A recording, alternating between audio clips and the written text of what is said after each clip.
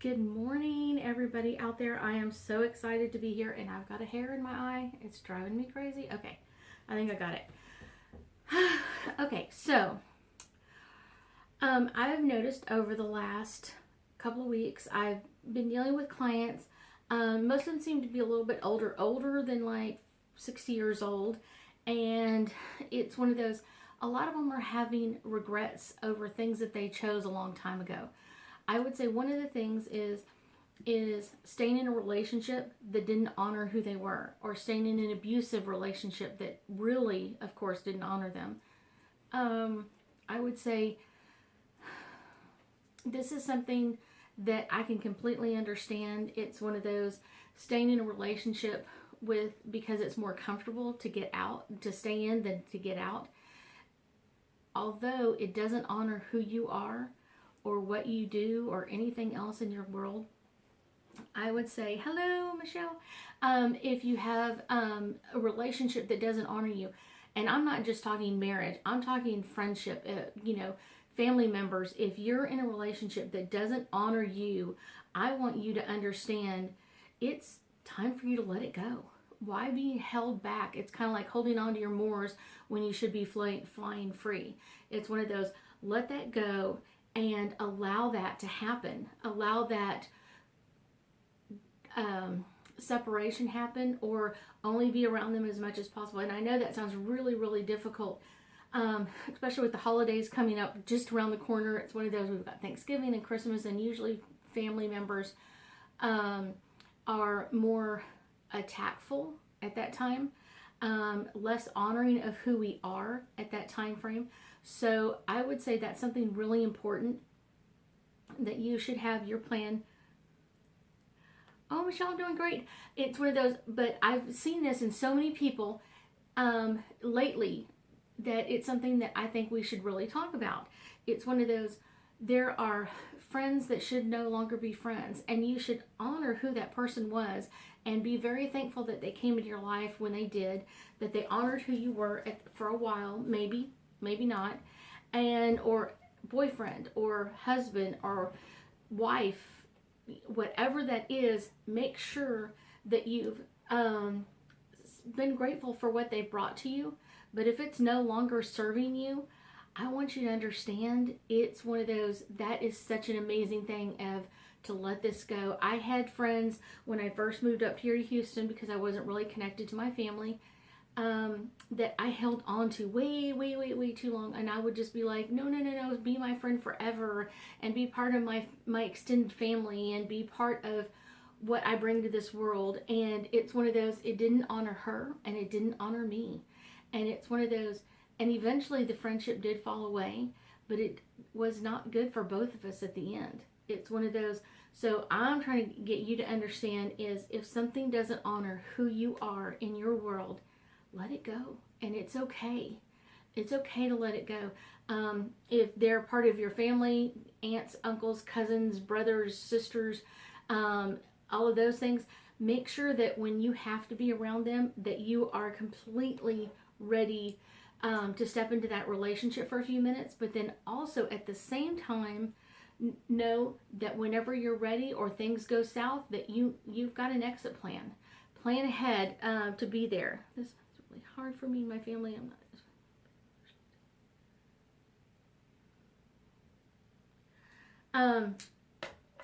It's one of those. So what I would say is, when you're holding on to this, and this goes for you too, Michelle, when you're holding on to relationships that no longer honor you, it also, you know what I'm saying, if you're holding on and you think about that, like with your two fists, put your two fists in front of you and just see your two fists. If you can't let something go, you can't receive anything either. It's one of those, I often tell my clients, it's one of those, very important to understand, to know about ourselves, is that we can let things go and it'll bring only good things back to us. That is something that is honoring of both of us. Like I've said, there's a saying that says, when people come into your life for a season, a reason, or an idea, and then let it go. let that friendship go and just honor who that person was. It's one of those, so many times we want to hold on to, and we'll keep them as Facebook friends, and we'll do all these things to keep them part of our lives. The thing is, though, they weren't meant to be there. And that means they're uncomfortable, and that means that we're uncomfortable. I would say that something that's really important to all of us is to honor who that person is and to let this go at some point. So Michelle is online right now and has a question about financial security. It's one of those, along the same lines, Michelle, what are things that you're not letting go of? I often see my clients that are going through a few financial issues tell me that things get tighter and tighter. I deal with a lot of business people. I would say a lot of people that own their own business, from anywhere from 1 to 2 employees or just themselves, all the way up to 300 and 400 employees. So I kind of have the gamut of small businesses, kind of small into going into medium-sized businesses. Often when at this time of year, it's one of those things, people start pulling their money back out and going, I'm going to wait to get this for Christmas, and I'm going to wait to get this for so-and-so for Christmas. And they start backing their money out. It's one of those, don't do that. When you do that, you're withholding your money, not only from them, but you're withholding it from yourself. The other fun thing that I often tell my clients is really fun to do is to make up a little baggie. And so I say, get a little lunchbox size baggie or whatever you've got available, and get your lunchbox and put some items in there that you think someone else might like. It could be hotel toiletries, shampoo, conditioner, soap. It could be a toothbrush or toothpaste, something that you've received or that's not a very high expensive item. The other one is, put a couple of coins or a dollar bill in there. So it's one of those that when you gift it away, you're gifting away so many things in that money, in that adventure. It's one of those, and it can completely change your perspective. So I have a client who runs about a $6 million company, and he has 10 employees. Like I said, he's kind of a little bit on the bigger side.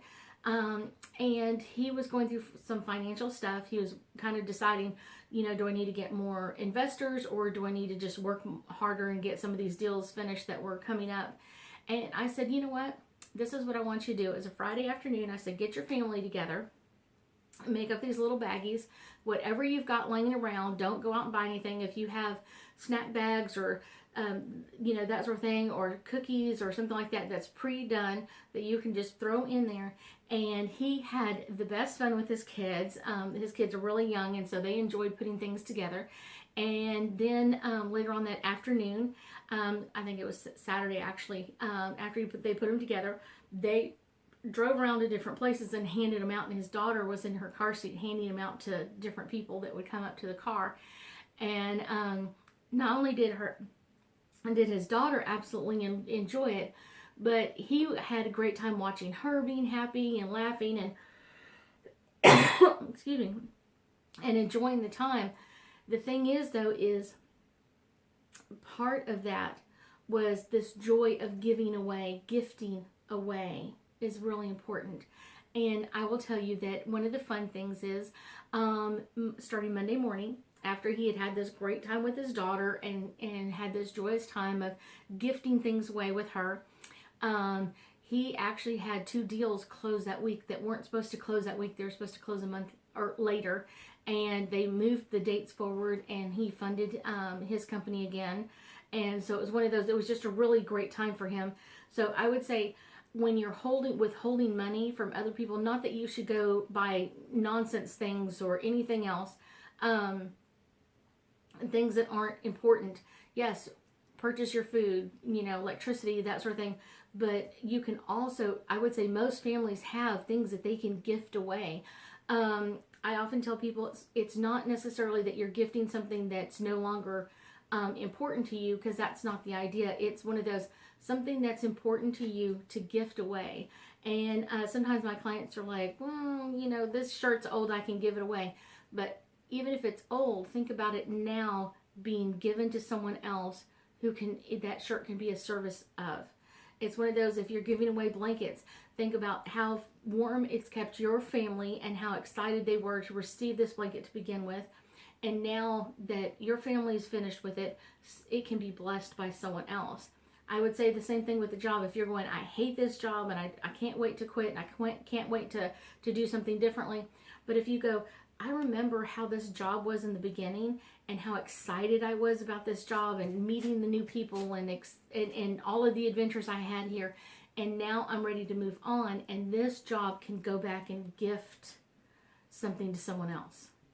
It can give them a great gift for the holidays or any time of year of having a great job that pays really well, and they'll get to meet these new people that you've already kind of like, I'm kind of tired of this. It's one of those, they're going to be meeting brand new people, and they're going to be so excited about this new adventure with them. And it's one of those. So if you have any questions for me, I know Michelle had a question. I'm going to put my glasses back on so I can see it. I'm not in front of my computer.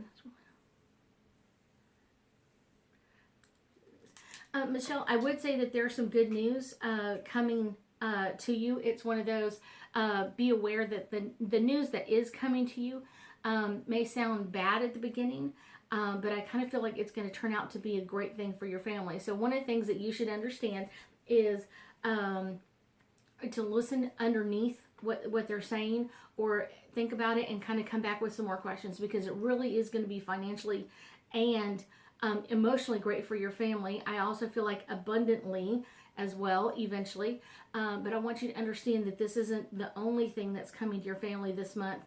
I would say that November is going to be a very high abundance month. It usually is for most people. November has some really great, awesome power days. There are several of them that come up in November that have great, powerful days, great information days. If you haven't signed up for my newsletter, please do so. It's one of those, I have been working already 2 or 3 days. It takes me quite a long time to get my newsletter out and about. So I have several things talking about the abundance coming in November. There's some power days. There's some really powerful days that are coming that are all about what you would like to speak into your world, not only in November, but December and January in 2019. I know it seems like far, far, far away, but it's really not. It's less than 3 months away that we go into 2019. So there are some power months that are power days in November that are to be aware of, and I've explained all my newsletters, so if you haven't signed up for that, please do so. It's one of those, if anybody else has a question, I'll be more than happy to answer it. If not, I'm going to go back to talking about abundance, and I would say abundance is sometimes like a hard subject to talk about.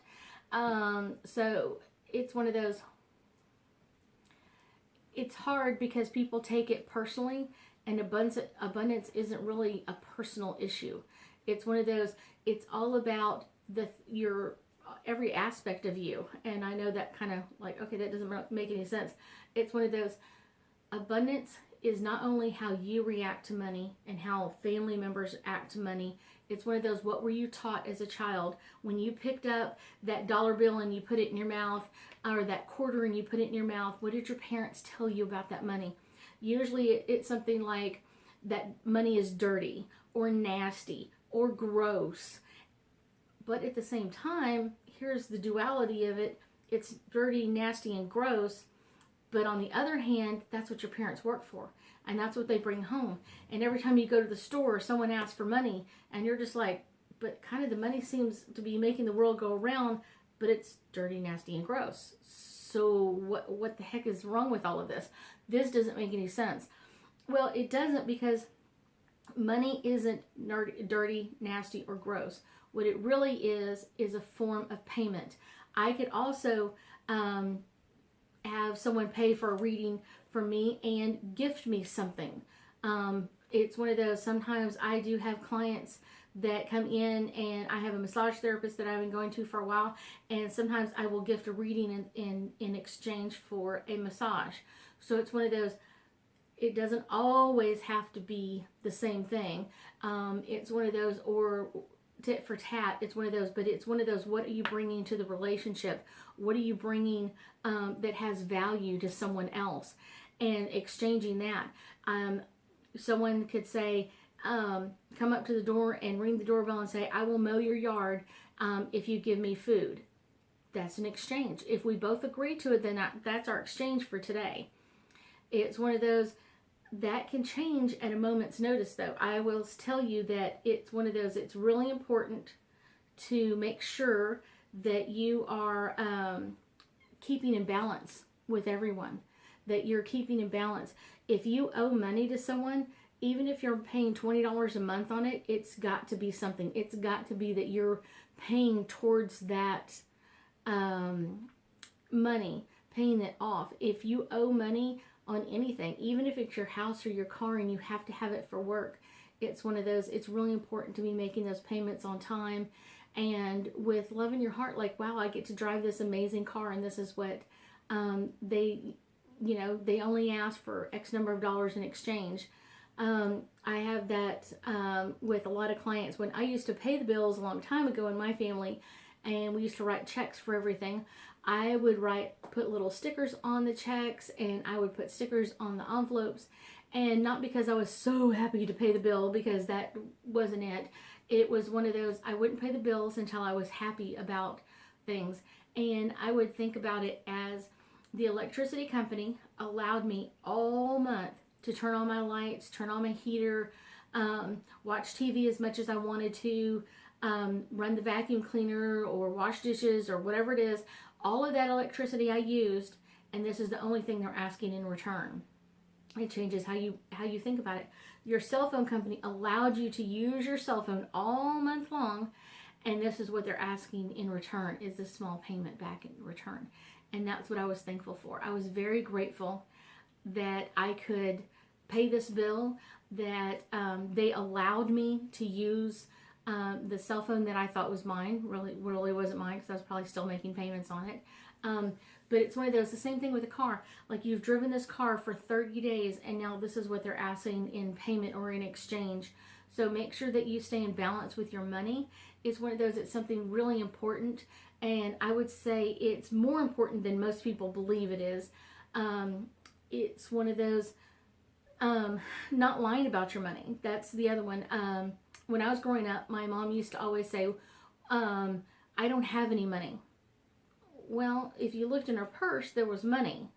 And so it's kind of like she's lying about her money. So what you should say is, the money I have is already allocated somewhere else or already promised to someone else. The other thing is, when money is tight, make sure you especially don't lie about it. Don't go, oh yeah, I'm making $1 million a day and everything is great. But you don't have to be like, oh my gosh, I'm almost broke, poor. You want to make sure that what you're saying is truthful and honest, so that your money knows that you're not lying about it.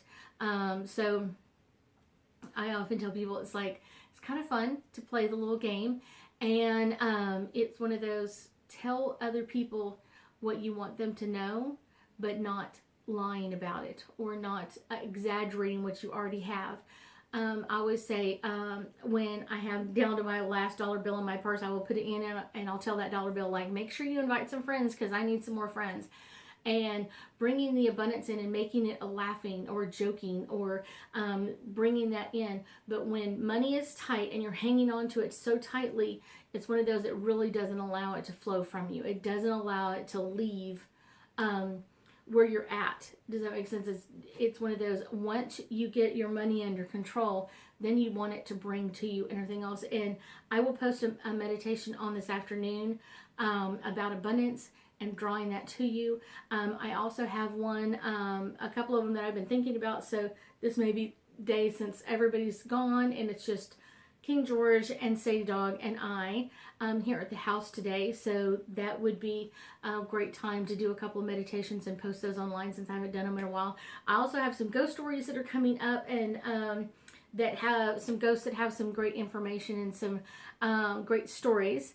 They've been entertaining me for a while, so now I'll post them and get their stories out there.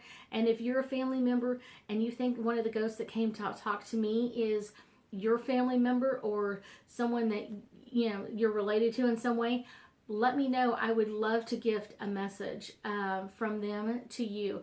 I hope you have an amazing Monday, and we'll be talking to you soon. Bye.